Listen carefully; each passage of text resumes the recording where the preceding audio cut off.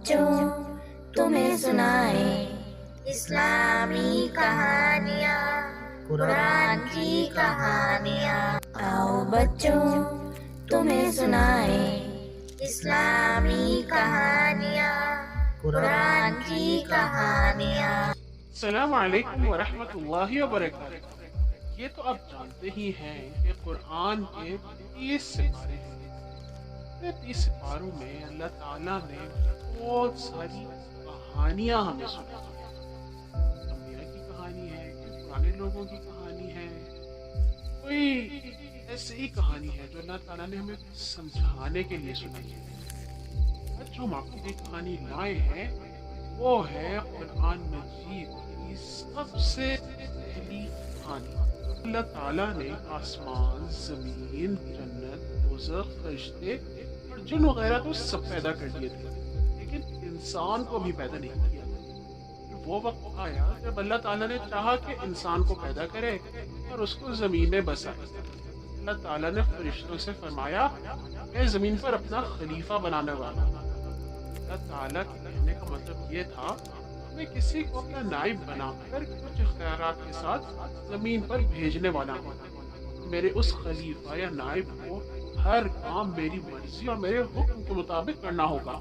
فرشتوں نے کہا اے اللہ، ہم تیری تعریف اور بندگی کر تو رہے ہیں، تو زمین میں کسی ایسے کو مقرر کرنے والا ہے جو اس کے انتظام کو بگاڑ دے گا، خون بہائے گا؟ اللہ نے فرمایا جو کچھ میں جانتا ہوں تم نہیں جانتے۔ یہ سمجھو پہلے انسان حضرت آدم علیہ السلام تھے۔ اللہ تعالیٰ نے ان کو پیدا کرنے کے بعد سب چیزوں کے نام سکھائے، تمام علم ان کو سکھایا، انہیں فرشتوں کے سامنے پیش کیا۔ کہا فرشتوں اگر تم سچے ہو تو مجھے ان چیزوں کے نام بتاؤ۔ فرشتوں نے کہا اے اللہ، ہر نقص سے پاک آپ کی ذات ہے، ہم تو بس اتنا علم رکھتے جو آپ نے ہمیں دیا، اس کے علاوہ تو ہم کچھ نہیں جانتے، سب کچھ جاننے اور سمجھنے والے تو صرف آپ ہیں۔ پھر اللہ تعالیٰ نے آدم علیہ السلام سے کہا انہیں ان سب چیزوں کے نام بتا۔ آدم علیہ السلام نے ان کو سب چیزوں کے نام بتا۔ یہ تو اللہ نے فرمایا میں نے تم سے کہا تھا نا، میں آسمانوں اور زمین کی ساری چیزوں کو جانتا ہوں، جو کچھ تم ظاہر کرتے ہو وہ بھی مجھے معلوم ہے، جو کچھ تم چھپاتے ہو اسے بھی میں جانتا ہوں۔ اللہ تعالیٰ نے فرشتوں کو حکم دیا آدم کے آگے سجدہ کرو۔ سب سجدے میں گر گئے، مگر ایک ابلیس نے سجدہ کرنے سے انکار کیا۔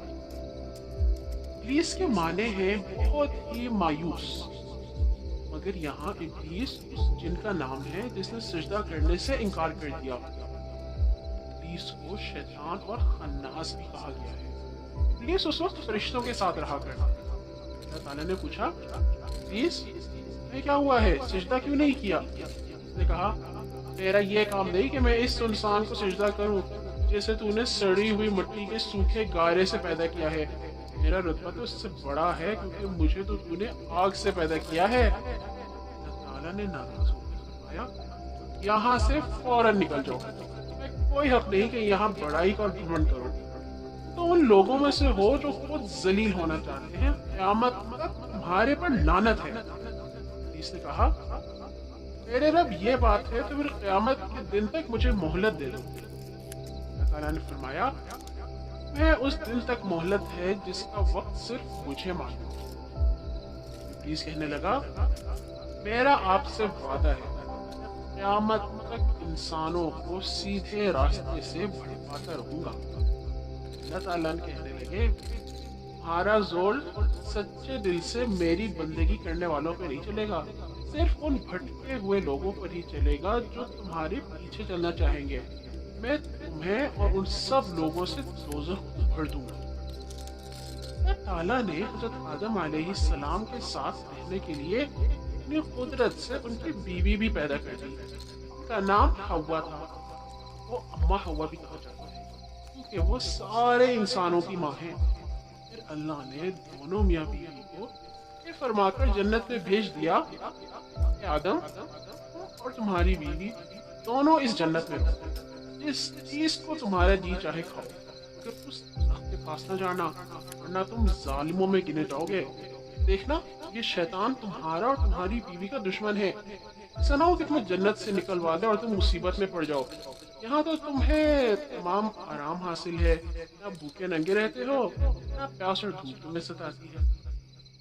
आदम और हवा बस ऐसे जन्नत में रहने लगे, लेकिन शैतान उनका दुश्मन था, आँख में था। उनके पास जा पहुंचा और अपनी चिकनी चुपड़ी बातों से जाहिर किया कि उनकी भलाई चाहने वाला है। उसने उनसे कहा, हमारे रब ने तुम्हें इस दरख्त के करीब जाने से इसलिए रोका है तुम फरिश्ते ना बन जाओ या तुम्हें हमेशा की जिंदगी ना मिल जाए। उसने कसम खाई कि मैं तुम्हारा दोस्त हूँ, तुम्हारे लिए अच्छा ही चाहता हूँ। हज़रत आदम अलैहिस्सलाम और हव्वा अलैहिस्सलाम उसके फरेब में आ गए और एक दिन उस दरख्त का फल खा लिया। उसी वक्त अल्लाह ताला ने उन्हें पुकारा, मैंने तुम्हें इस दरख्त से रोका नहीं था और कहा था कि शैतान तुम्हारा खुला दुश्मन है। दोनों बहुत शर्मिंदा हुए, बोल उठे, हमारे रब, हमने अपने ऊपर जुल्म किया, अब अगर आप हमें माफ नहीं करेंगे और हम पर रहम नहीं फरमाएंगे तो हम तो तबाह हो जाएंगे। तो अल्लाह ताला ने कहा, ठीक है, मैं तुम्हें माफ करता हूँ, तुम दोनों और ये शैतान भी यहाँ से जमीन पर उतर जाओ। इंसान और शैतान एक दूसरे के दुश्मन हो, तुम्हें एक खास वक्त तक वहीं ठहरना और जिंदगी गुजारना है और इस जमीन से आखिरकार तुमको निकाला जाएगा और वापस जन्नत में लाया जाएगा।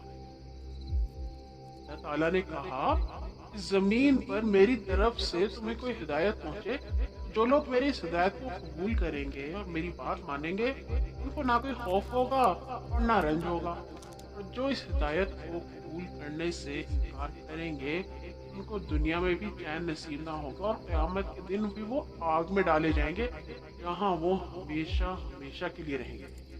इस वक्त हज़रत आदम अलैहिस्सलाम ने अपने रब से चंद खास अल्फाज सीख कर तौबा की। इस पर अल्लाह ताला ने कबूल फरमा लिया कि अल्लाह ताला तो बहुत ही प्यार करने वाले हैं, माफ करने वाले हैं और रहम करने वाले हैं। अगर कोई सच्चे दिल से माफी मांगता है ना, अल्लाह ताला हमेशा माफ कर देता है। हज़रत आदम अलैहिस्सलाम और हज़रत हव्वा अलैहिस्सलाम पहले इंसान और पहले मुसलमान थे, तो अल्लाह के हुक्म के मुताबिक जमीन पर आबाद हुए। अल्लाह ताला ने उनको बहुत सी औलाद दी, हज़रत आदम को अपना नबी भी बनाया, ताकि उन्होंने अपनी सारी औलाद को इस्लाम की तालीम दी। अल्लाह ताला ने हज़रत आदम की औलाद को भी औलाद दी। ये सिलसिला इसी तरह चलता रहा और चल रहा है। आज दुनिया में जितने इंसान हैं वो सब हज़रत आदम ही की तो औलाद है, इसीलिए उन्हें अबुल बशर यानी इंसानों का बाप कहा जाता है।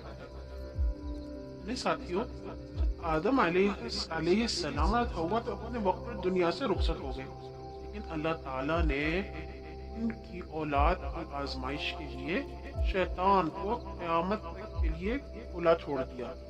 वो और उसके चीले इंसानों के दिलों में बहुत बुरे ख्याल और शक पैदा करते रहते हैं और उनको सीधे रास्ते से भटकाने की कोशिश करते हैं। जो लोग शैतान की बातों पर अमल करते हैं और शैतान की बातें मानते हैं, अल्लाह ताला उनसे नाराज हो जाता है। ये लोग हैं जो क़यामत के दिन दोज़ख में डाले जाएंगे। फिर जो लोग अल्लाह और उसके पैगंबरों की बताई हुई बातों और हिदायतों पर अमल करते हैं, अल्लाह ताला उनसे राजी हो जाता है। यही वो लोग हैं जो क़यामत के दिन जन्नत में जाएंगे इंशाअल्लाह। अल्लाह ताला से दुआ है कि आप भी उन लोगों में शामिल हों जो जन्नत में जाएंगे और बड़े प्यारे से मज़े से घर में रहेंगे, और हम भी उनमें शामिल हों। फिर जन्नत में तो मज़े ही मज़े होते हैं। आएंगे इंशाअल्लाह एक और कहानी के साथ।